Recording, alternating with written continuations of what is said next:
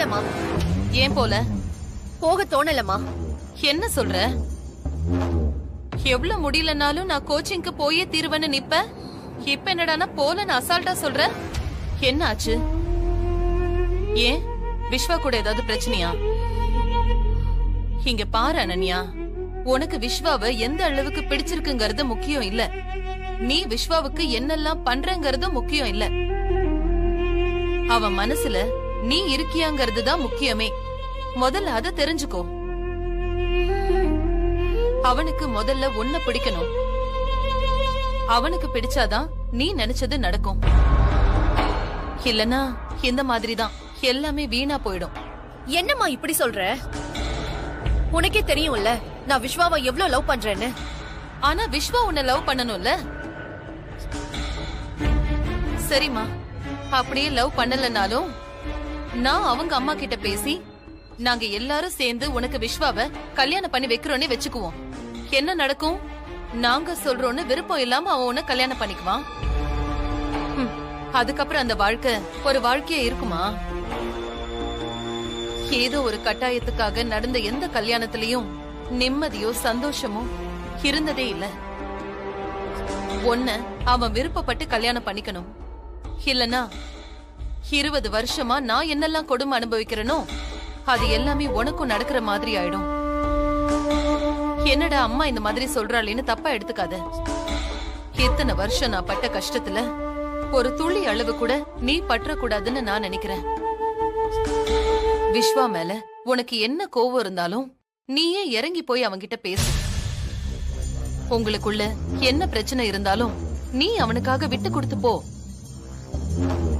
முதல்ல அவன்கிட்ட நீ மனசு விட்டு பேசு. அங்கே நில்லு. வாசப்படிய தாண்டி உள்ள வந்த பெத்த புள்ளன்னு கூட பார்க்க மாட்டேன். சுட்டு தள்ளிட்டு போயிட்டே இருப்பேன். ஊர் பேர் தெரியாத எவ்வளவு ஒருத்திய எப்ப நீ கல்யாணம் பண்ணிட்டு வந்தியோ அப்பவே என் புள்ளங்கிற தகுதியை நீ இழந்துட்ட.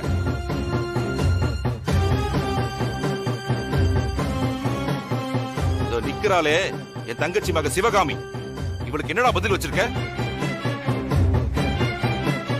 உன்னதான் கல்யாணம் பண்ணிக்க போறேன், உன் கூட தான் வாழ போறேன்னு சந்தோஷமா இருந்தால இவளை எப்படி நான் சமாதானப்படுத்த போறேன்? உன்னை இதுக்குதான் ஊட்டிக்கு வேலைக்கு அனுப்புறேனா? உன்னை நம்பி உன்கிட்ட கேட்டுக்கிட்டு தான் உனக்கு சிவகாமிக்கும் கல்யாண பத்திரிக்கை அடிச்சேன். அப்பெல்லாம் ஒண்ணு சொல்லாம இன்னும் கல்யாணத்துக்கு 2 நாள் தான் இருக்கு. இப்ப போய் குழந்தையும் கையமா வந்து நிக்கிறியாடா?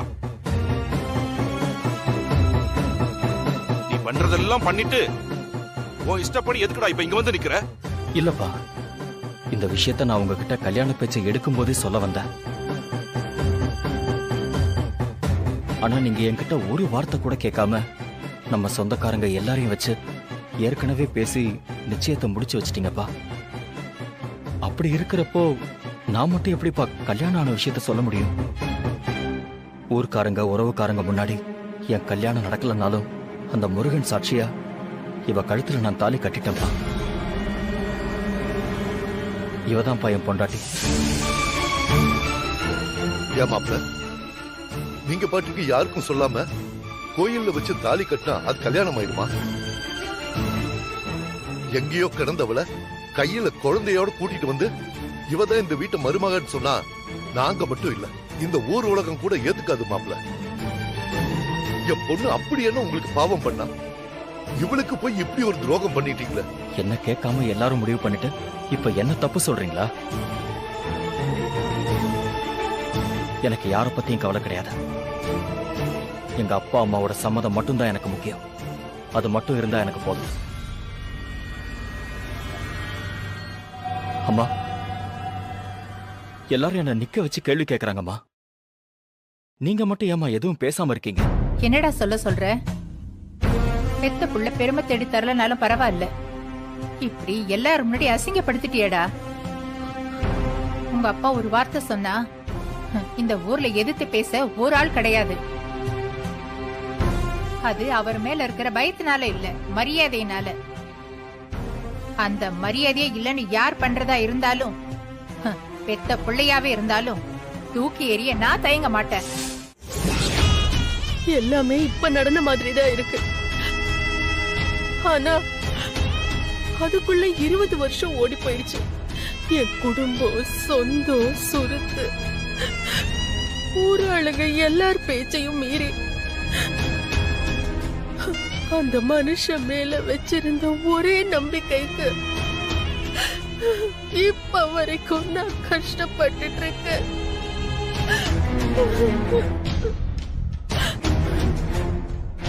தன்னோட சுயநலத்துக்காகவும் சந்தோஷத்துக்காகவும்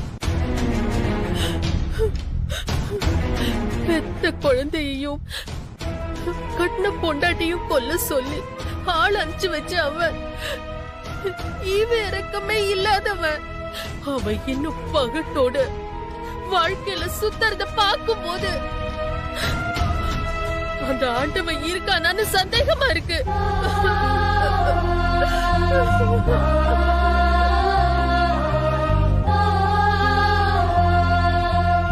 ஆனா ஒண்ணு, என் பொண்ணு படுற கஷ்டத்துக்கும் நான் படுற வேதனைக்கும் அவன் நிச்சயம் அனுபவிப்பான். ஐயோ கஸ்தூரி, கஸ்தூரி, குட்டிமா, என்னை விட்டுட்டு போறதுக்கா சீக்கிரம் வந்துருவீங்களா, சீக்கிரம் வந்துருவீங்களான்னு கேட்டேன். ஐயோ ஆண்டவா, நான் போகும்போது கூட போகாதீங்கப்பான்னு தடுக்கிற மாதிரி என் பொண்ணு விரல பிடிச்சு இழுத்தாளே. இப்படி எல்லாம் நடக்கும்னு தெரிஞ்சுதான் இழுத்தியா? ஐயோ கஸ்தூரி, குட்டிமா. சார் இந்தாங்க சார் அவங்க துணை.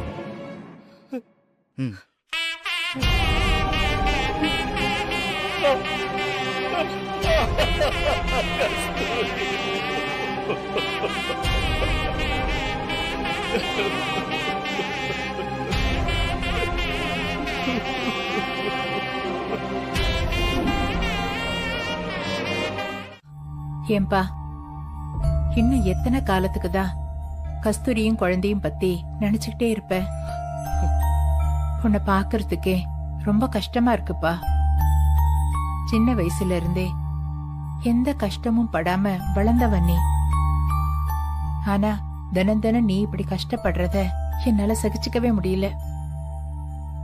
என்னதான் நானும் அப்பாவும் உன் பொண்டாட்டியும் பிள்ளையும் கோவத்தோட வீட்டை விட்டு விரட்டினாலும் என் குடும்பத்துக்கு ஒரு வாரிசு வந்திருக்கேன்னு நான் ரொம்ப சந்தோஷப்பட்டேன்பா. ஆனா என்ன பண்றது, விதி எல்லாத்தையும் பாதியிலே பறிச்சுட்டு போயிடுச்சே. உன் அப்பாவோட உடல்நிலைய பார்த்தா அப்பவோ இப்பவோன்னு இருக்கு. அவரு கடைசி ஆசைப்படுறது என்னன்னு தெரியுமா? உனக்கும் சிவகாமிக்கும் கல்யாணம் பண்ணி பார்க்கணும்னு தான்ப்பா. அவரோட ஆசைப்படி. என்னம்மா? நம்ம டிரைவரோட குழந்தை உடம்பு சரியில்லாம இறந்துருச்சா? அதான் ஒரு வாரம் லீவ் எடுத்திருக்காரு. ஓ. சரிமா. ஐயா, ஐயா என்ன மன்னிச்சிருங்க ஐயா. ஏய் என்னாச்சு? எழுந்துரு. நான் உங்களுக்கு செஞ்ச பாவத்துக்கு என் புள்ளைய பறி கொடுத்துட்டு நிக்கிறேயா.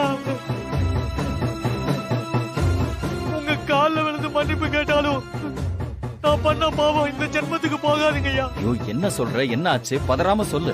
ஐயா, கஸ்தூரி அம்மாவும் உங்க குழந்தைய சாகலங்க ஐயா. அவங்க உயிரோட தான் இருக்காங்க ஐயா. டேய் என்னடா உளர்ற? இல்லங்கய்யா, நான் சொல்றதெல்லாம் உண்மைதாங்க ஐயா. சிவகாமி அம்மா உங்களை கட்டிக்கணும்னு ஆசைப்பட்டாங்க. அதுக்காக தான் ராஜவேல் ஐயாவும் சிவகாமி அம்மாவும் உங்ககிட்ட பொய் சொல்ல சொன்னாங்க ஐயா.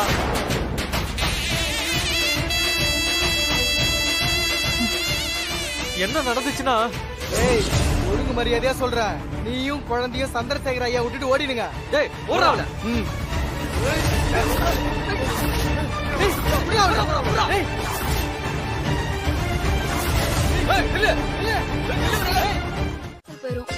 கஷாயமா?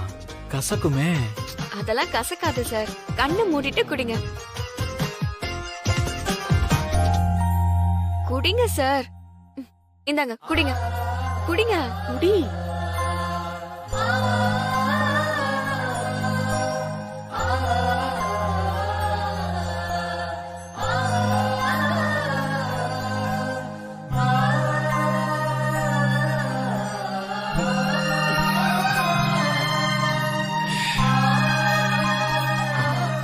இப்ப எப்படி சார் இருக்கு? கொஞ்சம் பரவாயில்ல. ஒரு நிமிஷம், இந்த வந்துடுறேன்.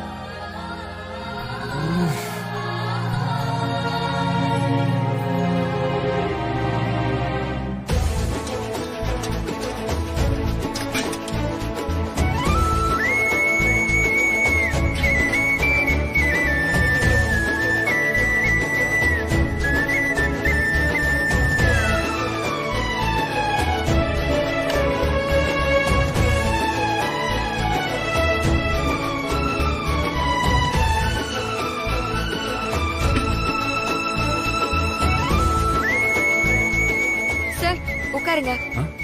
உட்காருங்க சார். உட்காருங்க.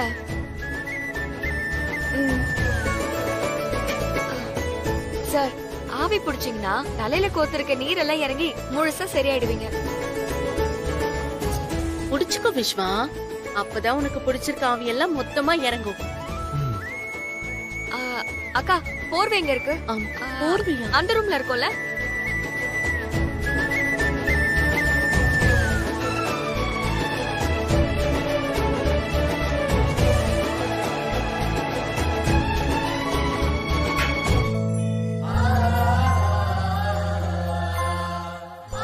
அக்கா, ஒரு கை பிடிங்க.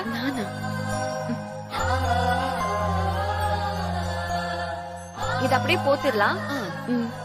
குடி குடி விஸ்வா. சார், நல்லா ஆவி பிடிங்க சார். சார், குனிஞ்சு பிடிங்க. நல்ல மூச்சு இழுத்து விடுங்க.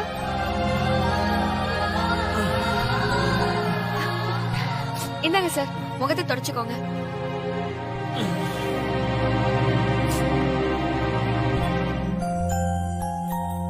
சார், இப்ப எப்படி இருக்கு? பரவாயில்ல அன்பரசி, ரிலீஃபா இருக்கு. இருக்கணும்ல, அதே அன்பரசி. இப்ப பாருங்க, காய்ச்சல் இருந்த இடமே காணாம போயிருக்கும். அக்கா, தொட்டு பாருங்களேன்.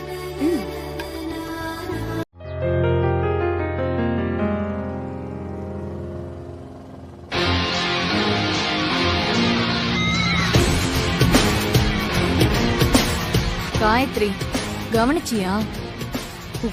கவனிச்சேன். நம்ம கோச் அவளுக்கு மட்டும் ஸ்பெஷலா கோச்சிங் கொடுக்கறாரு போல. சூப்பர்ல.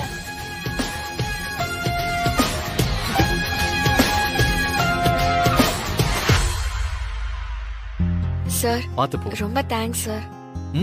இருக்கட்டும். போயிட்டு வரேன் சார். ஓகே.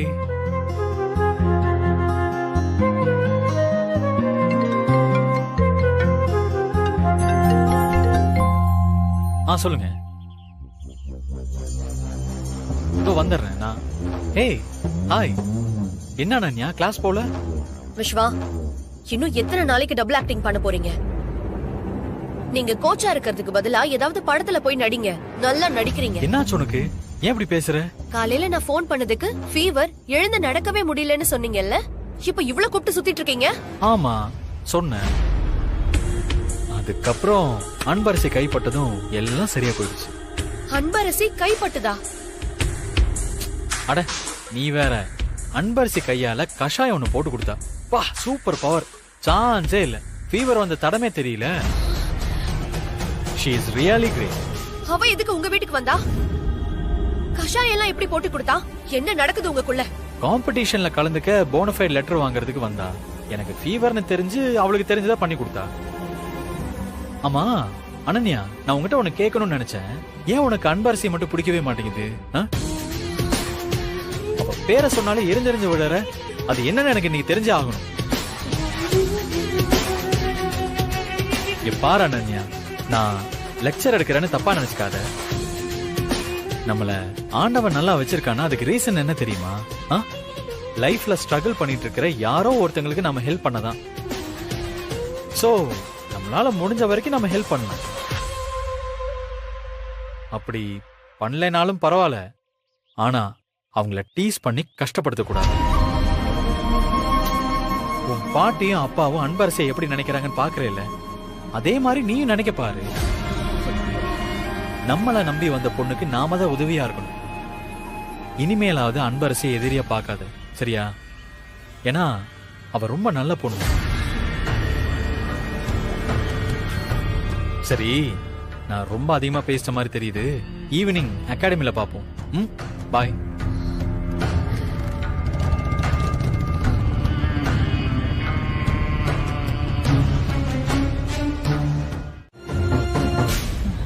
சிவகாமி, சிவகாமி,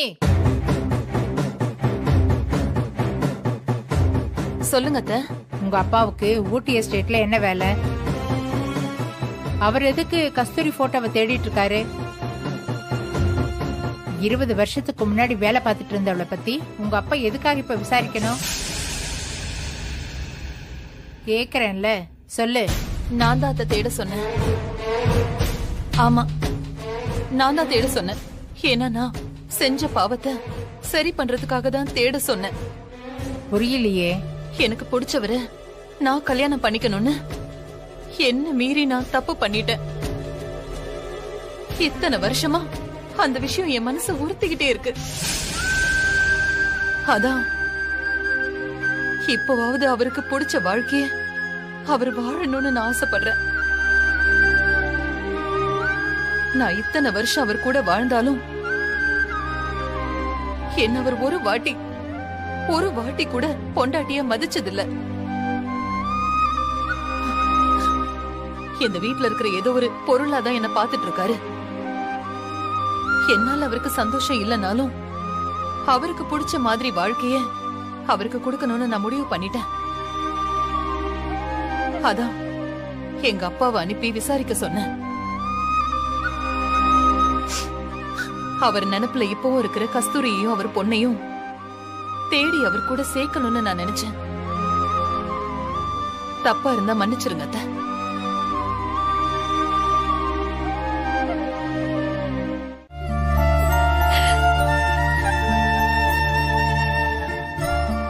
அழாத அனன்யா, அப்பாவுக்கு ஒண்ணு ஆகாது. பாட்டி, இவ்ளோ நேரம் ஆகியும் டாக்டர்ஸ் எதுவுமே சொல்லாம இருக்காங்க. எனக்கு ஏதோ பயமா இருக்கு பாட்டி. அவனுக்கு ஒண்ணு ஆகாது அனன்யா, நீ அழாத.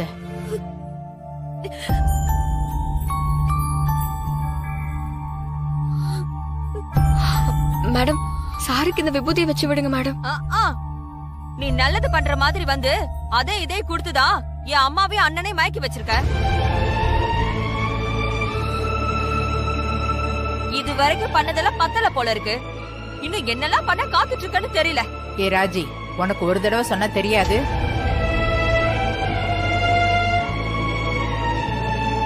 நீயே வச்சு விடுமா, போ. நான் தான் சொல்றேன்ல, போ.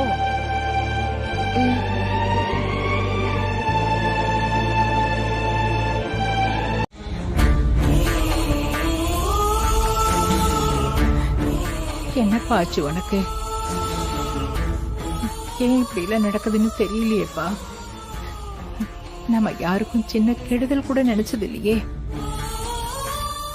என்னால இப்படி உன்னை பார்க்க முடியலப்பா. முருகா, இதுக்கு மேலையும் என் பையனை சோதிச்சிடாத.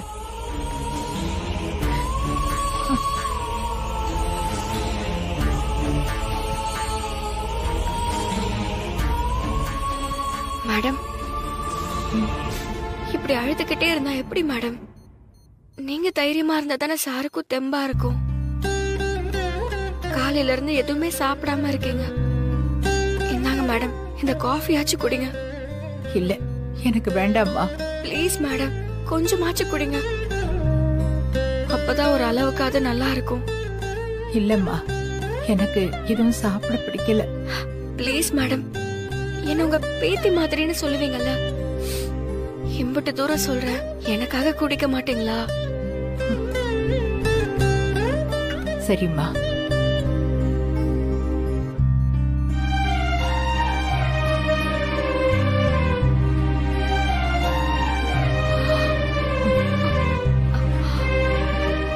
என்னடா இளங்கோ, உன் ஃப்ரெண்டு இப்படி கிடக்குறான். இவனுக்கு என்ன ஏதுன்னு பாத்திருக்க கூடாதா?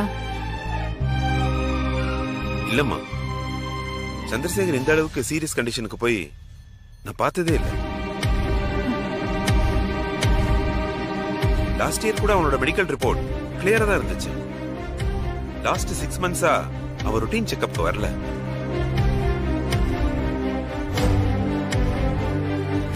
வேலை அது இதுன்னு காரணத்தை சொல்லி தட்டி கழிச்சிட்டான்.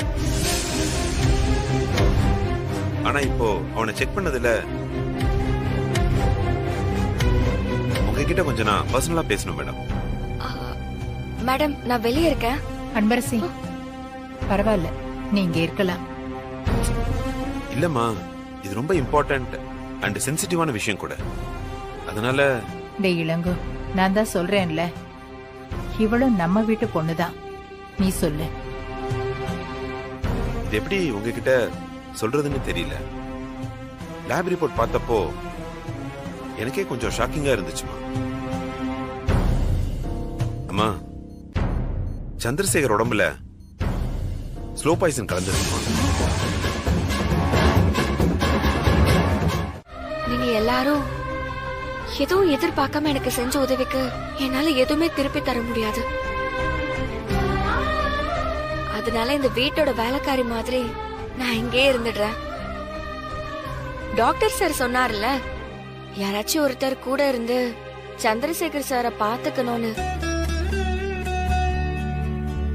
அவர் கூட மாட இருந்து என்ன உதவி வேணுமோ எல்லாமே செஞ்சு தரேன். இப்போதைக்கு இந்த வீட்டுக்கு என்னால திருப்பி தர முடிஞ்சது இது மட்டும்தான்.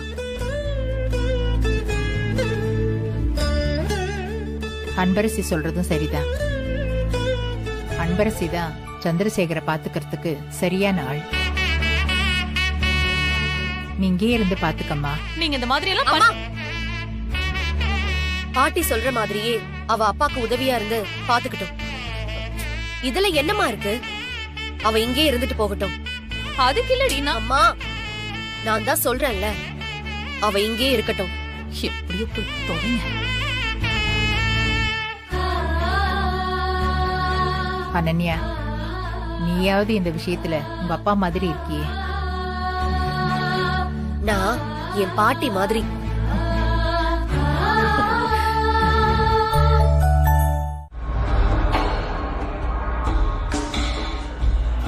என்ன அனன்யா இது?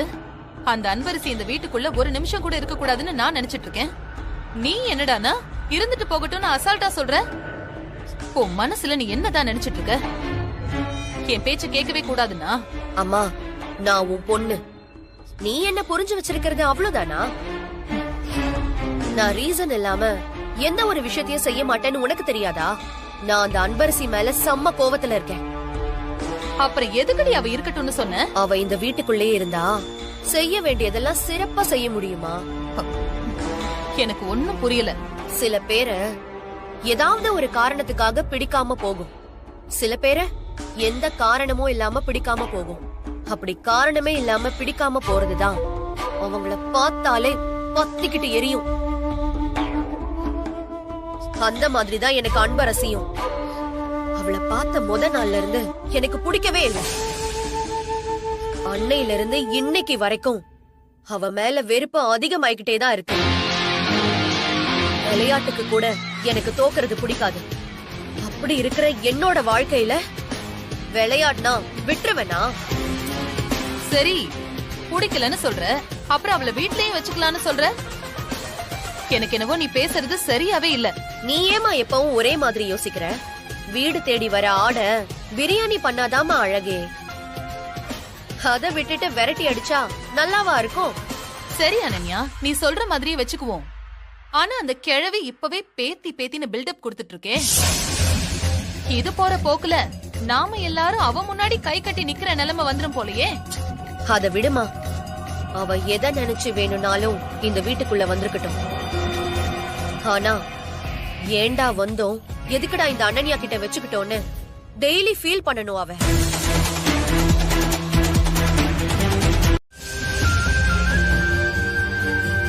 ஏய் சிவகாமி, என்ன பேசுற? நீயும் ஒரு பொண்ணுக்கு அம்மா தானே? இப்படிதான் ஒரு பொண்ணை மட்டம் தட்டி பேசுவியா? உன் பொண்ணை யாராவது இப்படி பேசினா எப்படி இருக்கும் உனக்கு? விஸ்வா, நீ காஃபி எடுத்துக்க.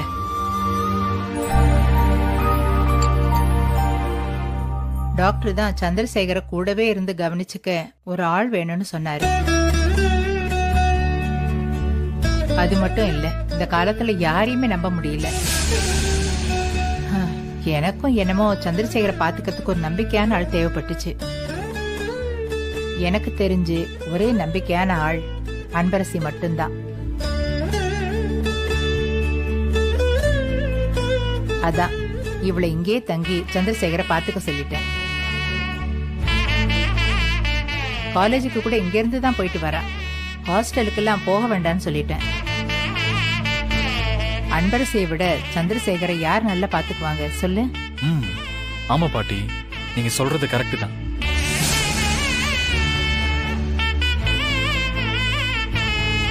அப்புறம் விஸ்வா, கோச்சிங் எல்லாம் எப்படி போகுது? சூப்பரா போயிட்டு இருக்கு பாட்டி. நம்ம கோச்சிங் அகாடமி தான் சென்னையிலேயே பெஸ்ட்னு சொல்ற அளவுக்கு வளர்ந்துருக்கு.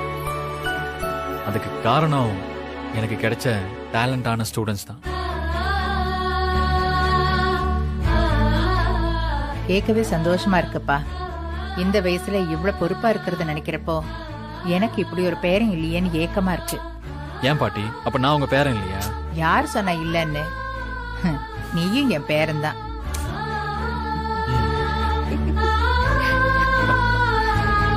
சரிப்பா, நான் சந்திரசேகர ரூம்க்கு கூட்டிட்டு போறேன். நீ உடனே கிளம்பிடாத, சாப்பிட்டுட்டு போ. அனன்யாவும் வந்துருவா, பாத்துட்டு போ. என்ன? சரிங்க பாட்டி. அன்பரசி, விஸ்வாவுக்கு சாப்பிட ஏதாவது கொடு. சந்திரசேகருக்கு மாத்திரையும் கொடுக்கணும். நாங்க 2 பேரும் போய் ரெஸ்ட் எடுக்கிறோம். சரிப்பா, வாப்பா. சாப்பிட்டு போ விஸ்வா.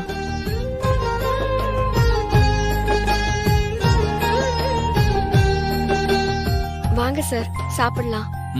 இல்ல அன்பரசி, வேணாம். நான் வரும்போது சாப்பிட்டு தான் வந்தேன். நீ சாப்பிட்டியா? நான் சாப்பிட்டேன் சார்.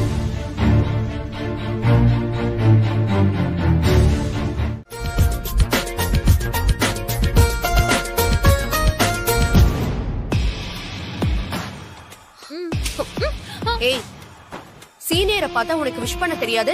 உனக்கு யாரும் சொல்லி தரலையா?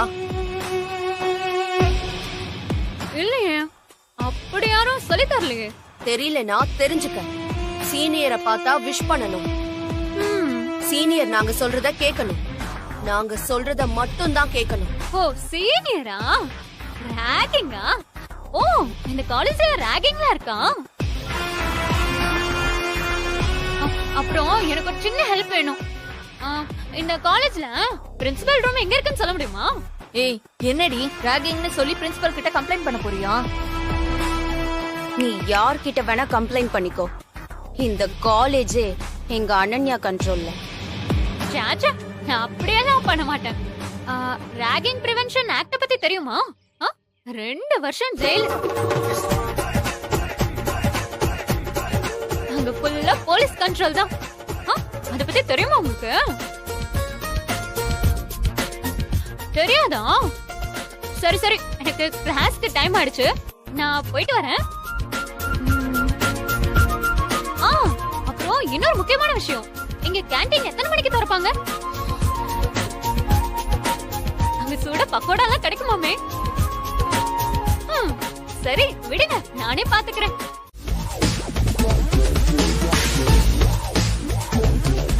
ஏய் சிப்ஸ்,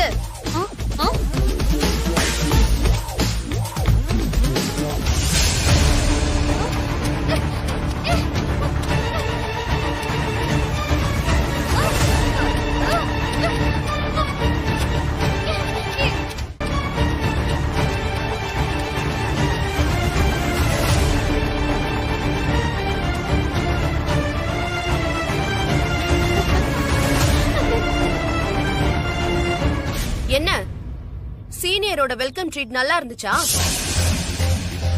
சீனியர் கிட்ட வச்சுக்கிட்டா இப்படிதான். அப்புறம் டெய்லி அபிஷேகம் தான்.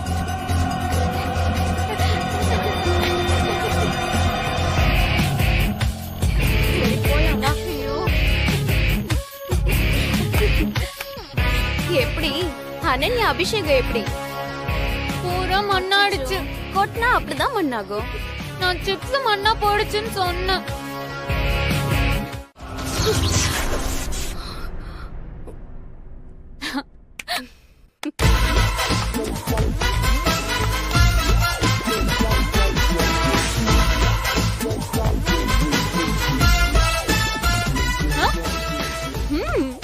என்னமோ நீங்க தான் பெரிய சீனியரு, வீராதி வீரி, சூராத சூரியனு வீரவசனம் பேசின. கொஞ்சம் மிரட்டணும்னு அப்படியே பயந்துட்டு. எப்படி இருந்துச்சு இந்த ஜூனியர்ஸோட ட்ரீட்? இனிமே எந்த ஜூனியர்ஸ் கிட்டயும் இந்த மாதிரி பிரச்சனை வச்சுப்ப.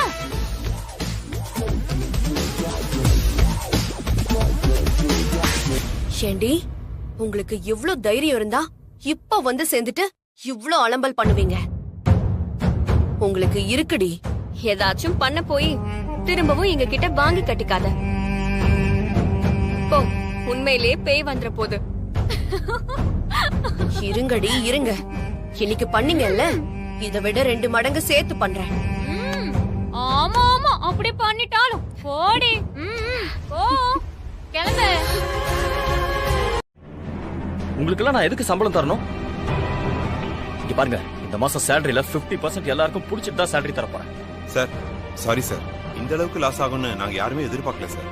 எல்லாமே அந்த கான்ட்ராக்டர்னால தான் சார். இங்க பாருங்க, சும்மா அது இதுன்னு காரணம் சொல்லிட்டு இருக்காதீங்க. எல்லாத்தையும் கவனிச்சுக்கிறதுக்காக தான் நான் உங்களை வேலைக்கு வச்சிருக்கேன். எனக்கும் இந்த லாஸ்க்கும் சம்பந்தம் இல்லைங்கிற மாதிரி பேசுறீங்க. ஒரு லாஸ் ஆச்சுன்னா அதுக்கு எல்லாருமே தான் பொறுப்பு.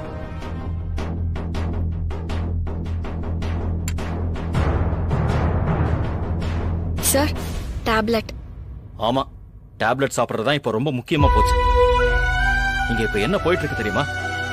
கம்பெனில எத்தனை லாஸ் ஆயிருக்கு தெரியுமா? அதை விட்டுட்டு இப்ப டேப்லெட் சாப்பிடுறதா ரொம்ப முக்கியமா?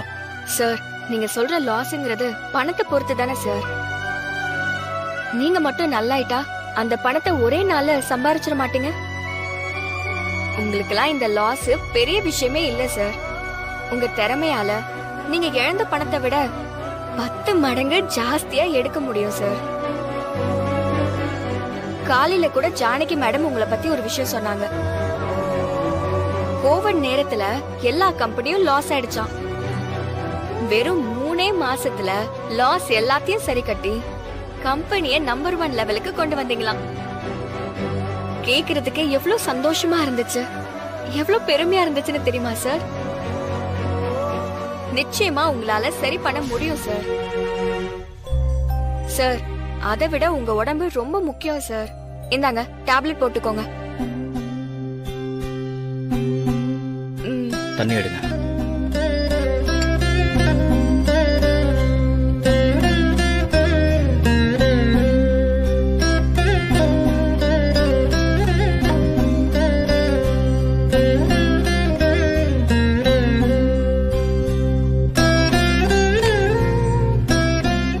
சார், உங்ககிட்ட ஒண்ணு கேட்கலாமா?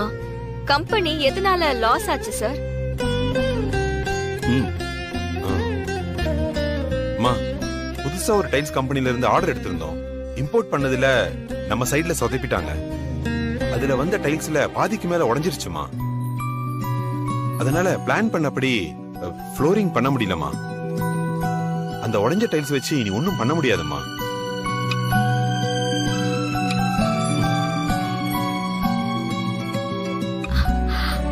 ஒண்ணு பண்றீங்களா? பாதி டைல்ஸ் தானே உடைஞ்சிருக்கு. ஆமா, அதுல மீதி இருக்கிற எல்லா டைல்ஸையும் உடைச்சிருங்க. என்ன பாக்குறீங்க? மீதி இருக்க டைல்ஸ ஏன் உடைக்க சொன்னா, அதுக்கு ஒரு காரணம் இருக்கு. அது பாக்குறதுக்கும் நல்லா இருக்கும்ல. இப்ப இருக்கிற எல்லா பில்டிங்ஸ்லயும் இதே மாதிரி டிசைன் தான் பண்றாங்க.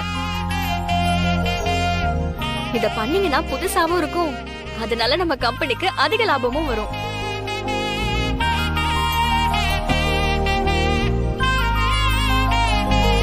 என்ன மேனேஜர்? ஆமா சார், இந்த மாதிரி டிசைன் இப்ப வர ஆரம்பிச்சிருச்சு. பண்ணிக்கலாம் சார். அப்புறம் என்ன பண்ணுங்க. இதெல்லாம் ஒரு ஆள் வந்து உங்ககிட்ட சொல்லணுமா? சரிங்க சார், நான் உள்ள போறேன் சார். சரி.